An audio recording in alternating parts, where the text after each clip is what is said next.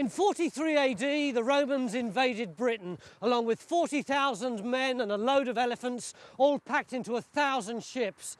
They landed down the road at Richborough here in Kent, but immediately after that, no one's really sure what happened, mainly because no Roman forts have ever been found here in southeast England. That is, maybe until now, because archaeologist Paul Wilkinson has got a theory that this hilltop at Syndale may be the site of the first Roman fort ever built in Britain. He's invited Time Team to use their expertise and experience to test his theory, and we're going to need every minute of our 3 days to do it.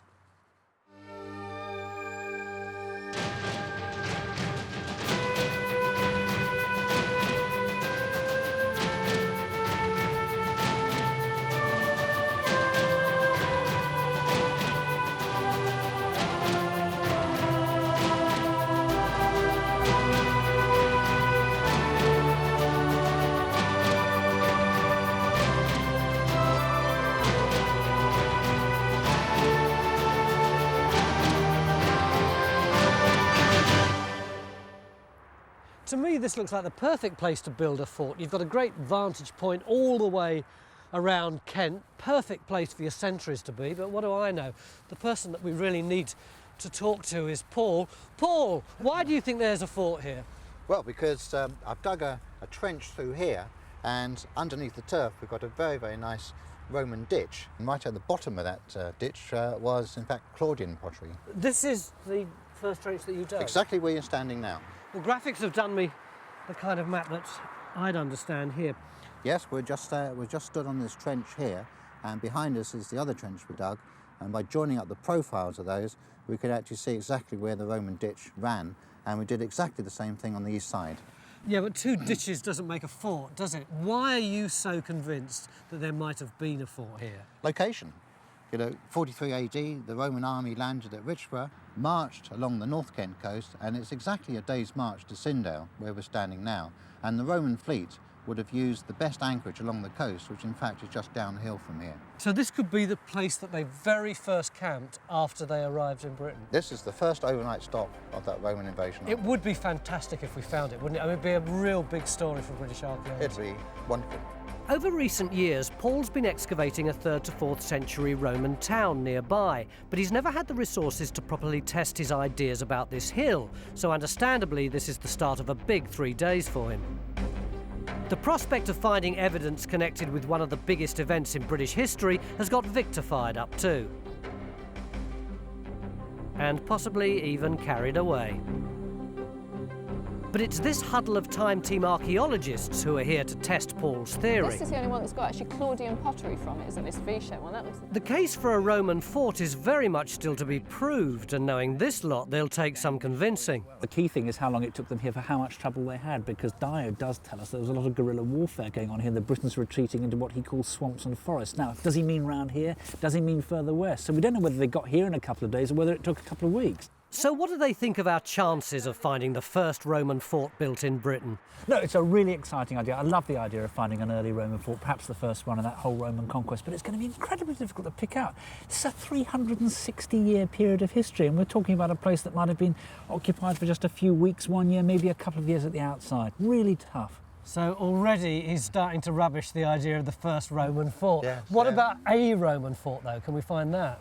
Oh, definitely, because there's some key forensic tests we can apply to the archaeology, if you like, to show whether it's a fort or whether it isn't. Yeah, I mean, what are the diagnostic traits? First of all, a fort has defences, so it's going to have a rampart around all 4 sides of earth, and outside that, double ditches, 1 ditch, another ditch outside that.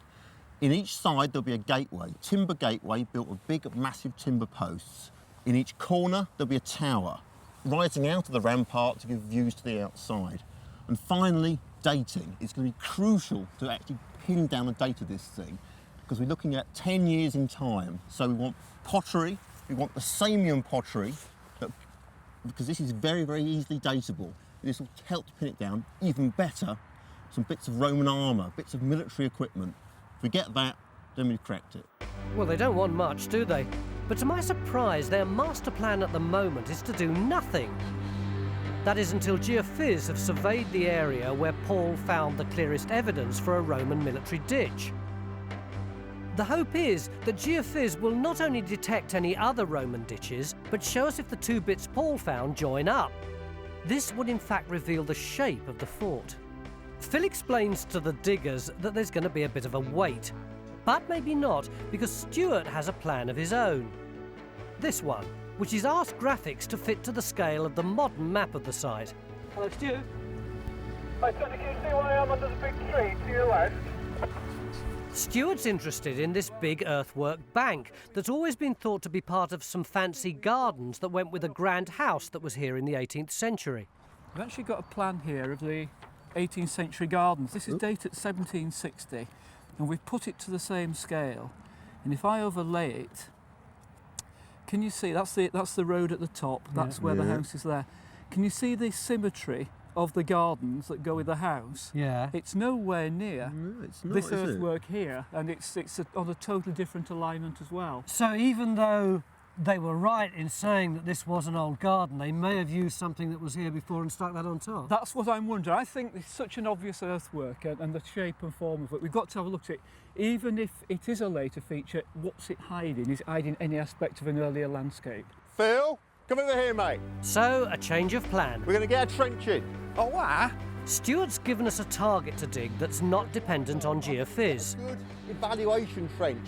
Down the scarp, out here, 20 metres long. It's going to be our first test of the site, to cut through the bank to see if there's anything underneath. It's that first hole, isn't it? And it's going to be a long trench to see if we can find a continuation of the Roman ditch Paul discovered. So the process of testing the theory that there is a Roman fort here has well and truly begun. Maybe take a shade more off, but we're getting close, Oh, aren't we? now then. Ah. Now then. That's a bit more like it, isn't it? That looks to me, that's Roman, isn't it? Yeah. In the incident room, the evidence Paul found is under close scrutiny by Roman fort expert Tony Wilmot. You've got a nice crisp V-shaped profile. You've just got the beginnings of the little square-cut ankle breaker at the bottom. But the eye's really drawn by the fact that somebody's been keen and scored these lines into the section and scored the interpretation into the section. That's a digger, not a Roman. Of course, it does slightly draw your eye. And another photograph which goes a bit deeper, you can see that there's a little bit of the ditch which hasn't been scored below it. There's a straight line. The expert's opinion is that Paul's Roman ditch is even more convincing than the way it was originally interpreted. The only Roman military ditch I'm aware of is this one, as depicted on my idiot's guide, with a steep side where the attacker falls in, and a shallower side, the only way out into the line of fire. But there are 3 different types, and it's the middle one here that fits best with what Paul's found. So you reckon we've definitely got a military ditch on the west? Well, it's a very, very, very good candidate. Very good indeed. Is it one of the double ditches belonging to a Roman fort like this? What we need is a geophys plan of the ditches, and it looks like we won't have to wait too long now.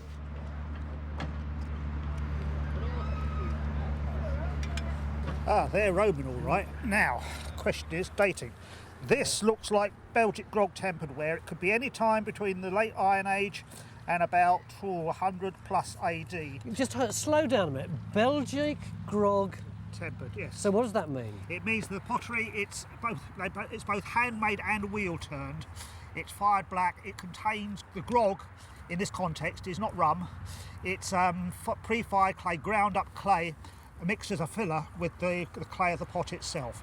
You want experts? Yes. This is the expert's expert. Phil's just got a rim. Ah, Tony? right. Yeah. Now look, that looks a bit more diagnostic. Now I'd like to get this cleaned up. This looks awfully like it's from a biconical beaker in Upchurch ware, which should date from about the year of the conquest through to 100 to 130 AD. Quite a nice diagnostic piece. So maybe what we've got is a bit of mixed up earlier pottery Yes. with some Yes. later pottery, which is guess Yes. what you expect, 'cause this is the first layer we've got to. Yes. So if we keep going, Phil, Good stuff. And now at last we're going to get to see the much awaited geophys results. And their first survey contains good, bad and very bad news. The good news is that they've detected these clear features. The bad news is that they're relatively modern, this one being a recent field boundary. We know this because it's in the wrong position to be the ditch Paul found, that's here. The very bad news is that geophys can't see Paul's ditch or any other Roman ditches that might be here. We need to do a lot more work, but I suspect you're not going to want to wait for us. Neil, I've heard of anticlimaxes, but we've been waiting for 2/3 of a day to get information which would allow us to find out whether this was the first Roman fort in Britain. And we've got one black blob that he's not all that keen that we should put a trench in anyway. Sure. I think it's time for Plan B, don't you? It sounds like it. Which might be? Well, we said there was a series of checklists, didn't we, the things we wanted to find. So why don't we try and attack that? And it seems to me maybe the best place to go is round to the front of the fort, nearest to where Watling Street is. The M1 of Roman roads, Watling Street, actually cuts across the edge of our site. It looks as if Watling Street actually goes over this earthwork as a physical relationship, suggesting that the Watling Street is later than this earthwork. What date is the Watling Street from? We've got pottery from the lowest levels of AD 50-ish. So that would, if that's correct, that would suggest that this earthwork is earlier than AD 50-ish. So it's either very early Roman or it's pre-Roman. And if we can nail that down, that's a start, isn't it? So, test number 2. We're opening up our second trench here where the big earthwork bank turns. We want to know if this could be the corner of a fort and how the earthwork itself relates to Watling Street. Deeply buried archaeology, difficult geology, whatever the reasons for geophys not working, the fact is that without a plan showing where the ditches are, our task has become that much harder. But not impossible, because we have Stuart's expertise to fall back on. His suggestion to position Trench 1 here has revealed a completely new ditch that was hidden by the earthwork bank. Where is it? Well, I'm standing on it. You can see the yellow natural there and the yellow natural behind us. All right, you need an expert eye to see it at the moment, but this ditch is about 15 metres away from the one Paul discovered that should show up somewhere about here in Trench 1. Digging was very much part of daily life for a Roman soldier. I've come to give you a bit of a hand with the digging. Oh, good Lord. Sorry I'm a bit late. Roman soldiers had to dig defensive ditches in pretty much full armour in hostile territory. That can come off as well, can it? Thank the Lord for that.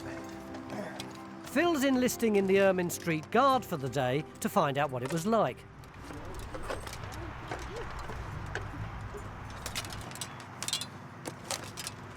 This is a funny old tool, isn't it?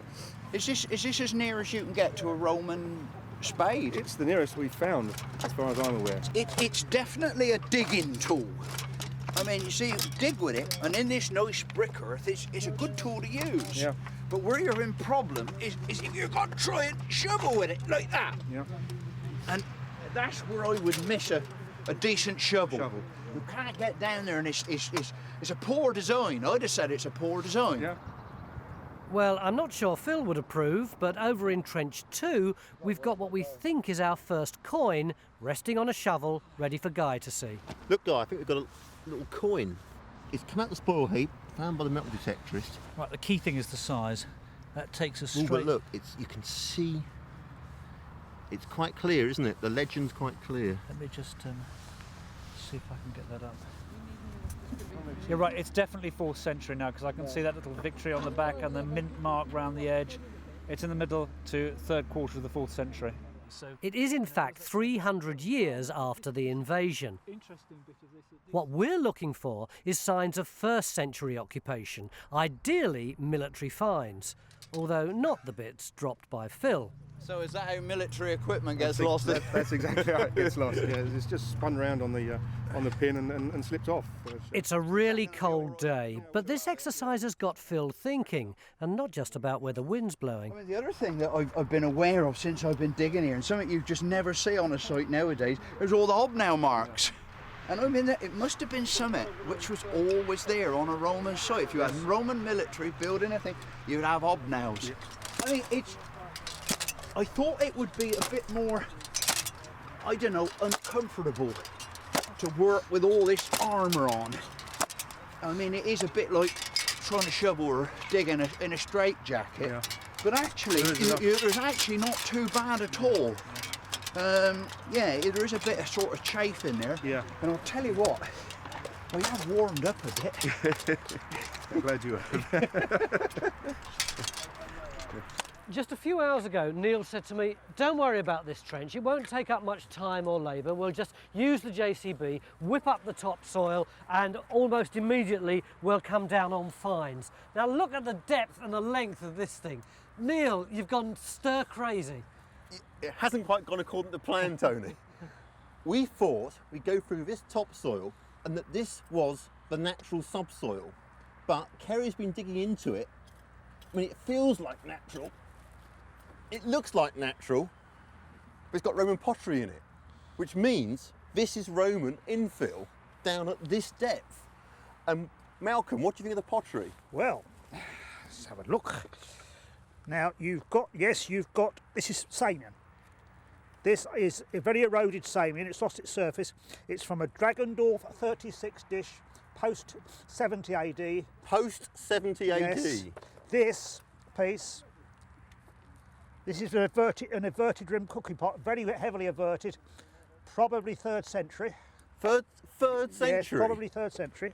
This is from the carinated girth of a biconical. Not the carinated girth of a carinated girth of a biconical. You've got to say, this is probably the first time that our viewers will ever have seen a corrugated girth of a biconical. Yes, so what you're saying... What sort of year is that? Between 43 and 130. So what you're saying is that this deposit down here is 150 years later than our putative Roman fort? Could be. So we've got to get down another 150 years of topsoil before we get on the what we're looking for. I think so. I think what's happened, Tony, is that all this brown stuff, which has got Roman pottery in it, I think this is actually to do with the 18th century park. What they've done is actually move large amounts of earth about to make a flat parkland landscape. And making it all the more difficult for us. But at least now we know the Roman archaeology is buried at different depths across this site. Which is why we're wasting no time opening Trench 3, because as well as locating Paul's Roman ditch in Trench 1, we want to see if it also continues in this direction. It's been a long, cold, frustrating day. We've shifted an awful lot of dirt, and I think we started to think we were never going to find anything decent. But now things are looking up, aren't they? No, we haven't quite turned the corner yet, but this is a brilliant find because it's one of the key things that we need to pin it down to the invasion. The coin of Claudius. Claudius is the 4th emperor of Rome, the doddering half-wit put in place by the soldiers on his invasion to Britain to prove his whole position, to show that he's a great emperor. Here we go, you see the name really clearly there, Claudius. Great thing is the coin's not very worn. Despite the corrosion, that means it's been lost fairly early in its life. Dan, where'd the coin come from? That coin came from about 3 inches below this marker that we've put in here, right on the top of the lowest piece of material in the ditch. So we've still got a fair way to go to get right to the bottom, but it's looking good. So maybe that lower fill is actually going to have the Claudian pottery to go with that coin that we've been looking for all day. So you think we could find this fort? This is a great start, it really is. Earlier today, the graphics people gave me this idiot's guide to what you need to find a fort. Samian pottery, corner towers, military finds, a gateway, double dishes. Join us after the break when I'm betting that we'll get decent archaeological evidence that right here we've got a Roman fort just like that.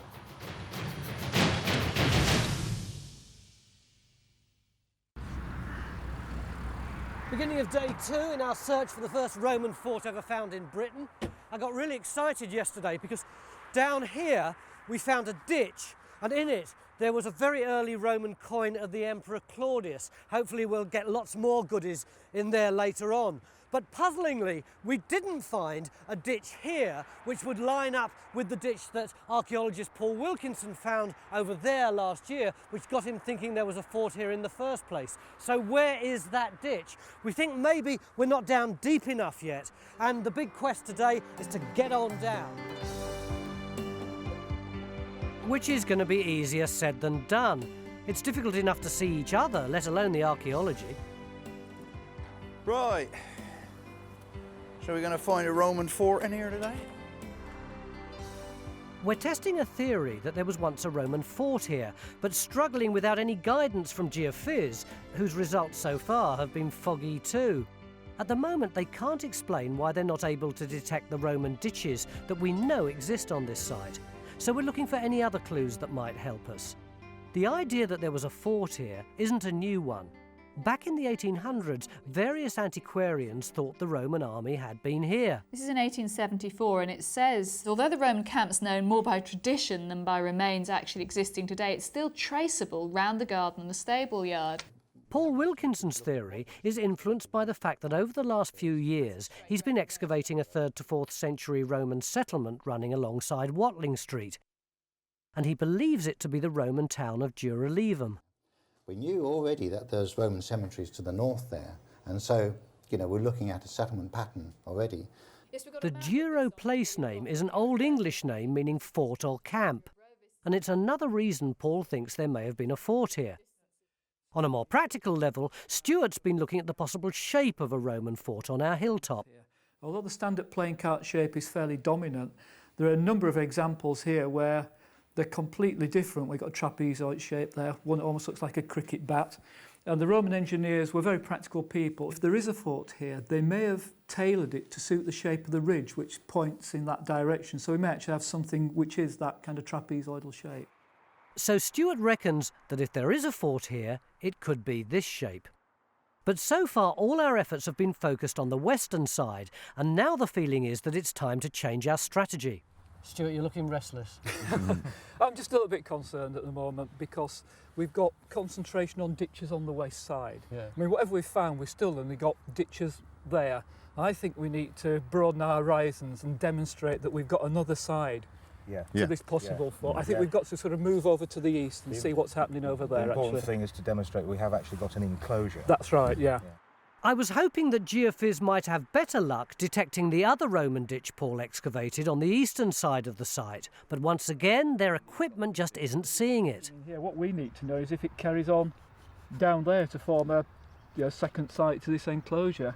I think you should just put a trench in on the basis of your alignments.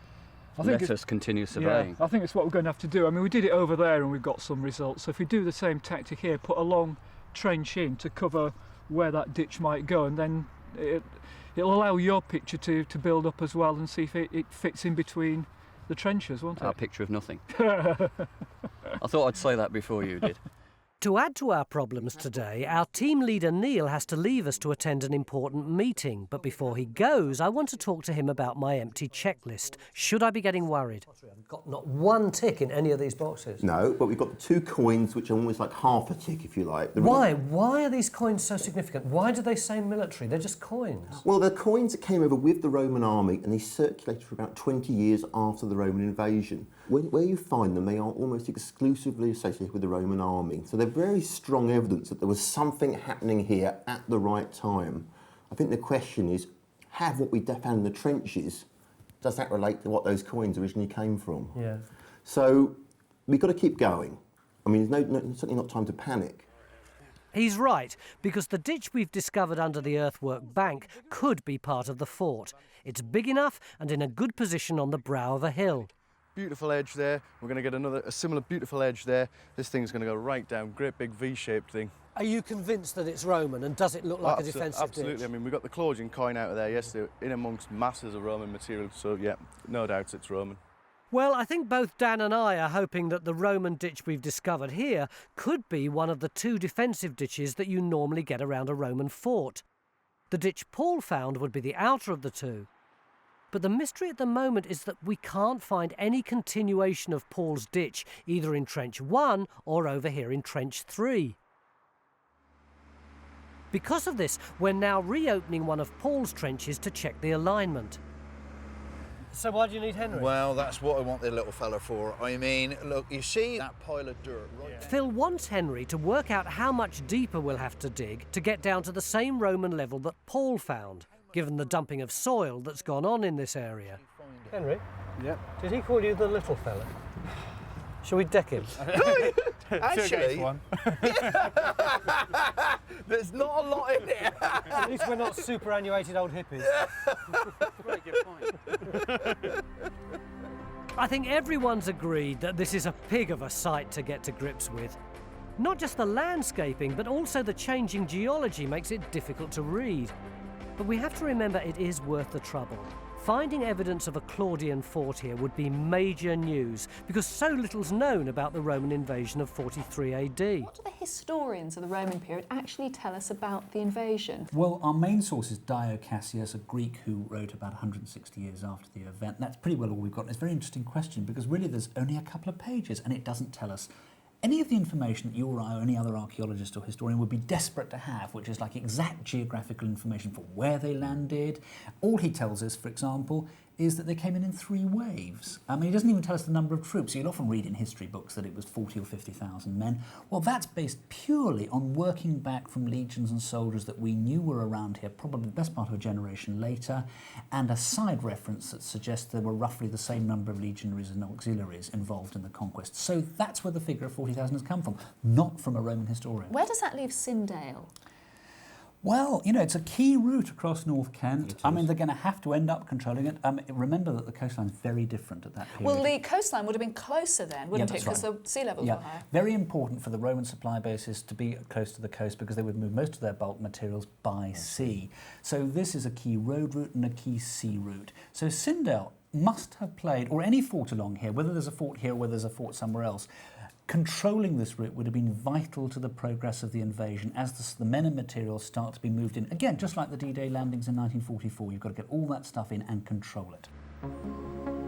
We've just about re-excavated Paul's old trench, and we can actually see the bit of ditch he originally discovered. And now we've done this, of course, Phil announces he thinks he's finally found the continuation of it over here in Trench 1. Whoa, what's that? Our first bit of Paul. But at least we can now check its alignment. So with Phil's trench in the distance and Paul's old trench in the middle, we can see why we haven't found it in Trench 3. So if I line the two up, the ditch should come through. It should just come here. There, which explains why we didn't find it. Absolutely. In that trench we stopped. Metre and a half too short. At long last, our diggers have got smiles on their faces. Is it just because the sun's come out, or have we actually got more evidence for our fort? I think we're starting to get some more evidence now. The ditch up here in Trench 1 is resolving itself. It's a ditch. It's carrying on down. Where Phil is down there, we've got a ditch which is slightly curving in. It was confusing because it's right on the edge of an existing landscape feature. So you've already got a drop, and they're cutting the ditch into the edge of the drop to sort of accentuate it. If you came to this cold and just saw the evidence that we've got in the ground now, would you think, looks to me like we've got a Roman fort? I need more, I'm afraid. I need more of a circuit. We really need to get the profile of Phil's ditch to see if it's the same as the profile of Paul's ditch. But at last we do seem to be getting somewhere. For the first time, I'm beginning to believe that there might be a Roman fort here. Oh look, the boats come right up to here even now. That's right. And this is only, what, about a mile away from our site? It is. You always can't see this sea, can you? It's like a cloud just hanging over the edge of the water there. Our little site is just a little black blob just there. If you actually add in the Roman coastline, there's no doubt that the site occupied a prime position, and it's best appreciated on our 3D model. General wetlands. That's amazing, isn't it? Because you can see how visible it would have been approaching from the coast. It's a completely different perspective, isn't it? There's a stream coming down this valley, and there still is a stream flowing through Faversham. There's a creek in there, and the vessels were able to get much, much closer to our site than they can at present. So you'd have had an army marching through the countryside, and then along the coast you'd have had support coming from the Roman boats.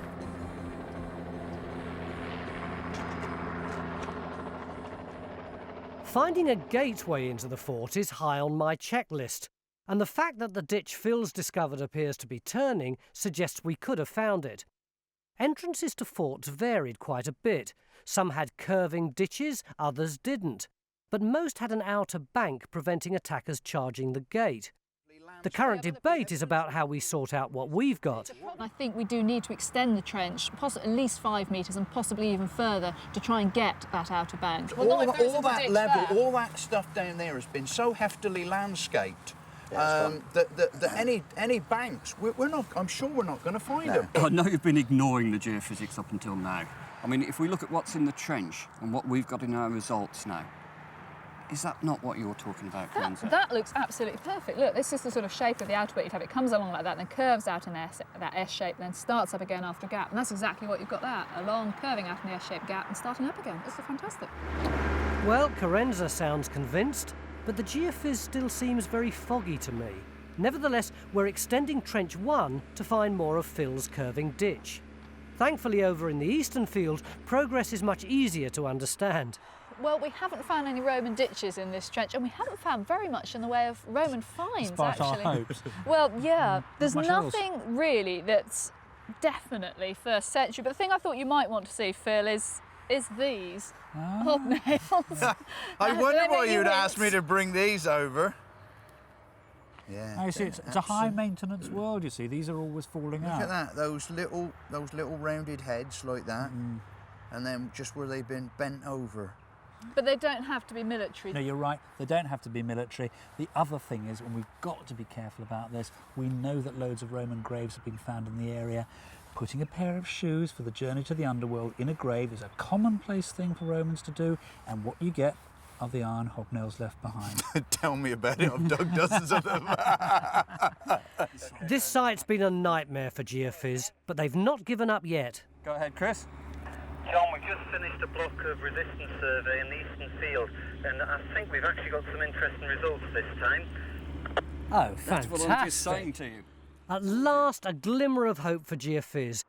It seems their latest results may have detected a huge ditch on this side of the site. One of our frustrations has been that we've only got little bits of a ditch around here, and that means that we've no idea what the size of the thing is or what shape it's in. But if we've got a piece around here, then that really is an important piece of the jigsaw defining the area.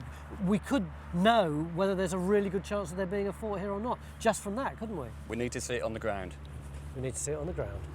This has got to be a first. John nervously rushing in to see his own results. I hope this is worth it. Well, anything's worth it, isn't it?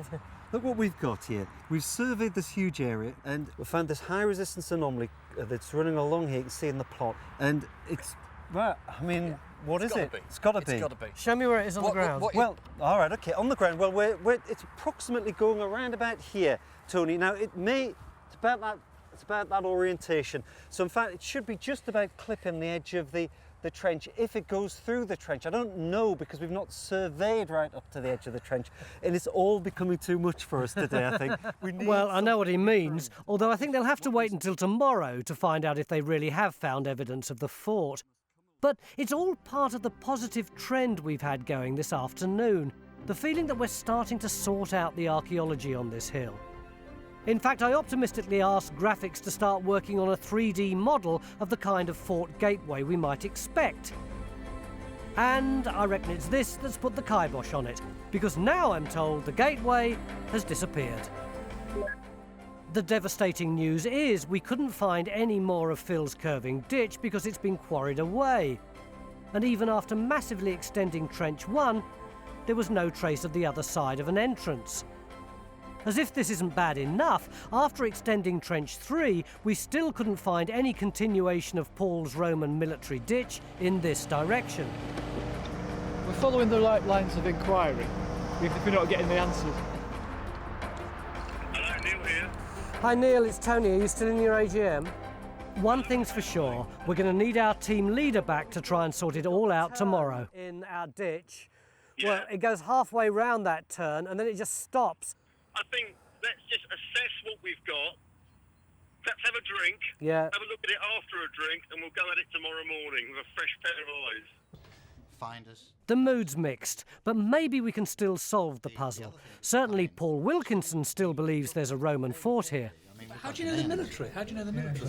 This young man from English Heritage tells me. We've got a couple of V-shaped ditches, but they're not continuous, and the discontinuities aren't gate-like. They're just stops. I mean, okay, we came here looking for a fort, and I mean, it's looking as though it's slipping away.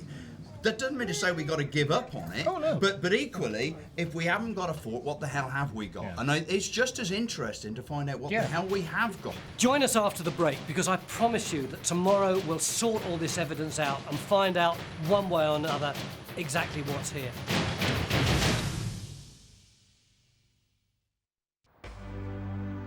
Day 3 and our last chance to try and get to grips with the archaeology on this ridge of higher ground, one of the most challenging sites I think we've ever tackled.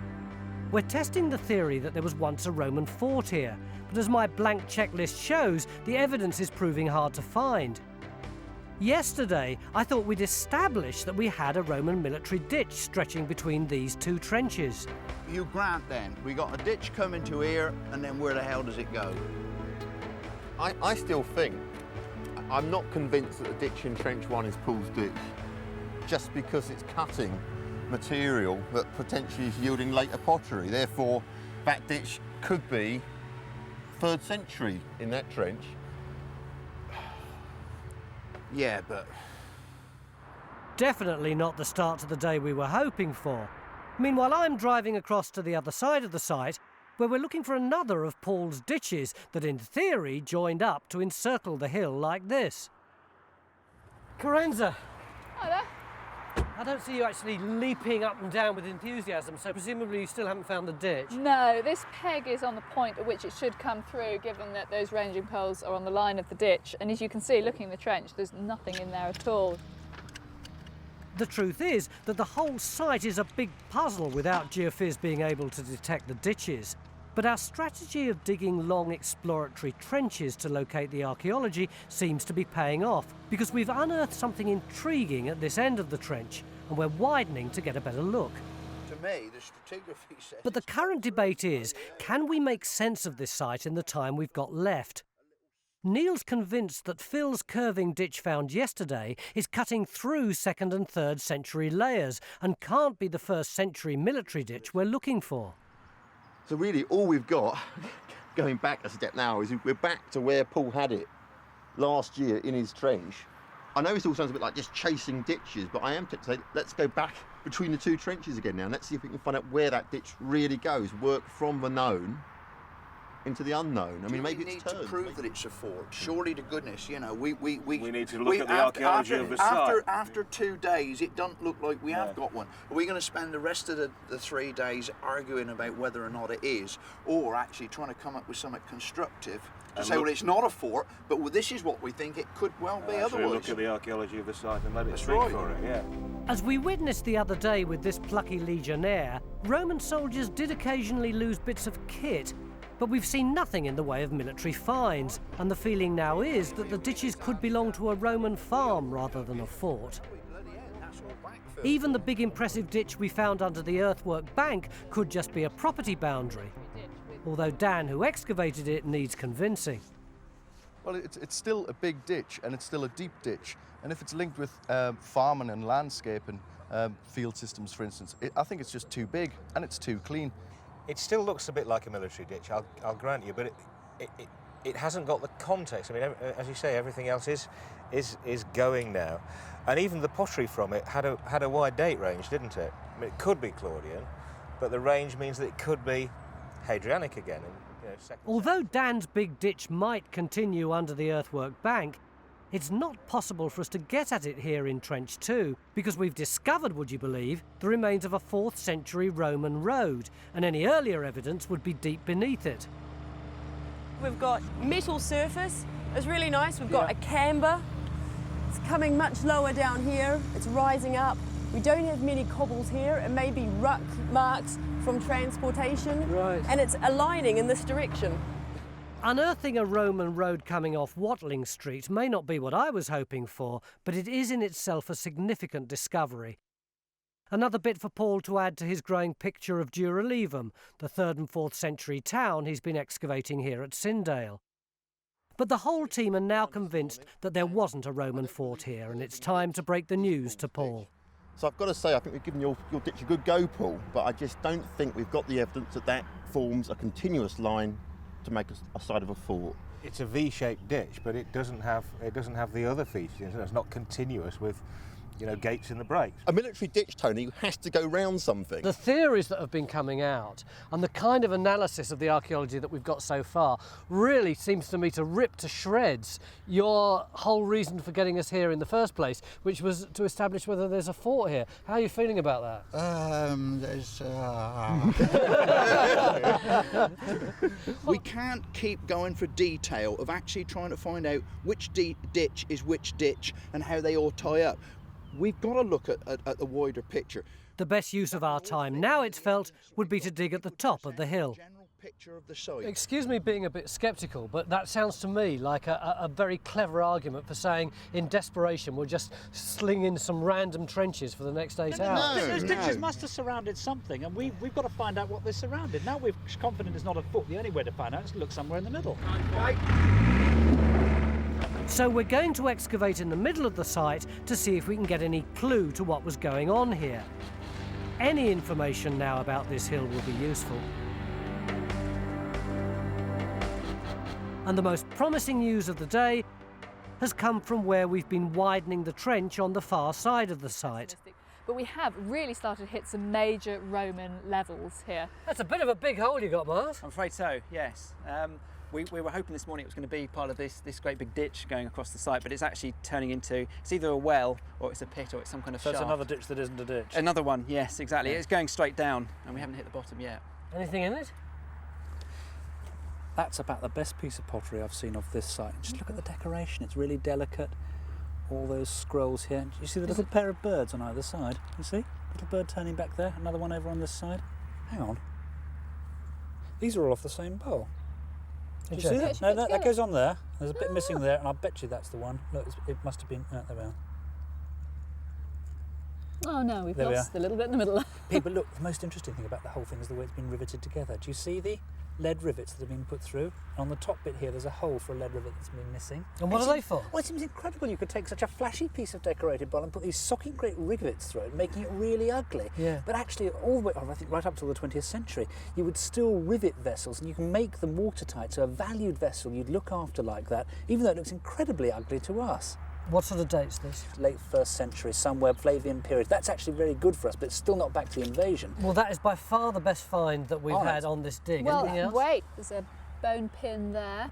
Oh, yes, sometimes you tell me something's a bone pin and it just looks like a bit of old mank to me, but that's beautiful, isn't it? Can you imagine trying to make that without breaking it? So you did it. And then we've got a ring there as well. I don't know what you think of that guy. Hexagonal. Or it's octagonal, isn't it? Yeah. It's either silver or it's silvered bronze to look like silver. The other thing that's really interesting we haven't had before so far is this. That's fantastic, because all we've had across here are bits of what we think might be fields, those gullies and ditches, that sort of thing, building. This is part of a curved roof tile called an imbrex, laid out in a row like that with the flat roof tiles called teguli on either side. An absolutely Roman form. So we've got roof tile, we've got a roof, we've got a building. What do you think we've got, guys? This looking like a quite wealthy farmhouse at the end of the 2nd century? I think that's a real possibility. With that kind of thing, that's a curved roof tile. You'd have a whole row of those up the middle of the roof and the flat tiles underneath on either side. Absolutely a Roman type. I think you've got another piece there with a fingerprint in it. We've got lots of it coming up. Right, then that tells me that there's probably a structure in the vicinity, a Roman building, and that's the first evidence we've had for that. What's so reassuring to me is that we've had these little scatters of Roman evidence up till now, but we've never really had a focus for anywhere where actually real tangible things might have been going on. That's right. So whatever this is, the new challenge is to try and make sense of it in the time we've got left.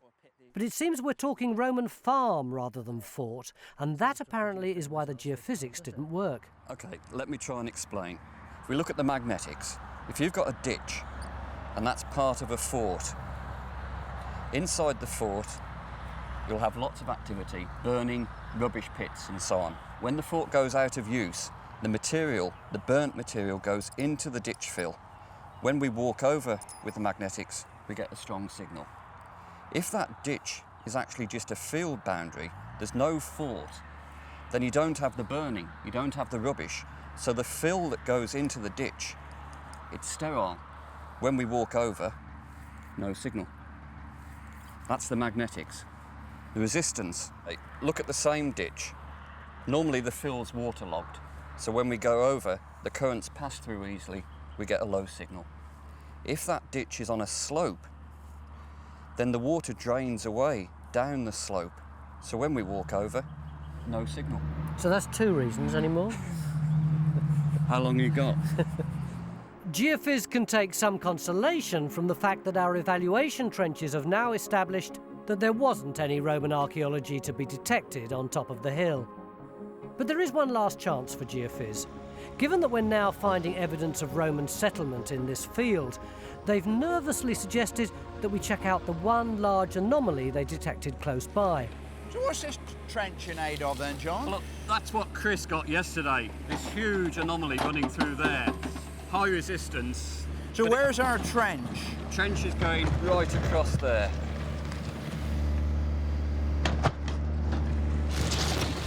Fortunately, as we haven't got a lot of time, this mystery doesn't take long to resolve. So, a Roman villa, eh? Where did that come from? Well, I thought that this, somebody suggested that maybe this was going to be the wing of a Roman villa. Who? You've answered the question. It's gravel. Yeah. But it's where we said it was going to be, Phil, so that's all that matters.